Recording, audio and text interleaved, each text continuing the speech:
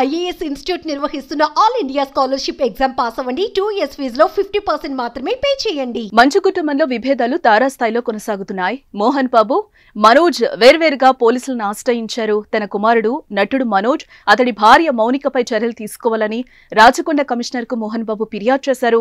తన ప్రాణానికి, ఆస్తులకు రక్షణ కల్పించాలని ఫిర్యాదులో ఆయన పోలీసులను కోరారు. అసాంఘిక శక్తులుగా మారిన కొందరి నుంచి రక్షణ కల్పించాలని కోరారు.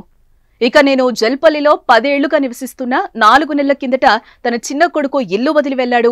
మనోజ్ కొందరు సంఘ వ్యతిరేకులతో కలిసి తన ఇంటి వద్ద కలవరం సృష్టించాడు. మనోజ్ తన 7 నెలల కుమార్తెను ఇంటి పని మనిషి సంరక్షణలో విడిచిపెట్టాడు. మాదాపూర్లోని నా కార్యాలయంలోకి 30 మంది వ్యక్తులు చొరబడి సిబ్బందిని బెదిరించారు. మనోజ్, మౌనిక తన ఇంటిని అక్రమంగా ఆక్రమించుకుని ఉద్యోగులను బెదిరిస్తున్నారు. తన భద్రత, విలువైన వస్తువులు, ఆస్తుల విషయంలో భయపడుతున్నాను. నాకు హాని కలిగించే ఉద్దేశంతో వారున్నారు. నా నివాసాన్ని శాశ్వతంగా ఖాళీ చేయాలని బెదిరించారు. సంఘ విద్రోహులుగా మారి నా ఇంట్లో ఉన్న వారికి ప్రాణహాని కలిగిస్తున్నారు. చట్టవిరుద్ధంగా నా ఇంటిని స్వాధీనం చేసుకునేందుకు వారిద్దరూ ప్లాన్ చేశారు. నేను 70 ఏళ్లు దాటిన సీనియర్ సిటిజన్ని.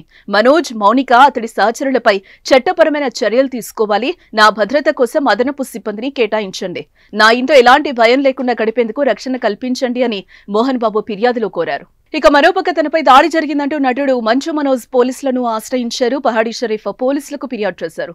తన మెడికల్ రిపోర్టును సమర్పించారు. ఇక తాను ఆస్తుల కోసం ఎప్పుడు పాకులాడలేదని క్లారిటీ ఇచ్చారు మంచు మనోజ్. తాను తన భార్య సొంత కాళ్ల మీద నిలబడుతున్నామని చెప్పారు. మోహన్ బాబు విద్యాసంస్థల్లో అక్రమాలు జరుగుతున్నాయని సంచలన ఆరోపణలు చేశారు. విద్యాసంస్థల్లోని బాధితులకు తాను అండగా ఉన్నా అని అన్నారు.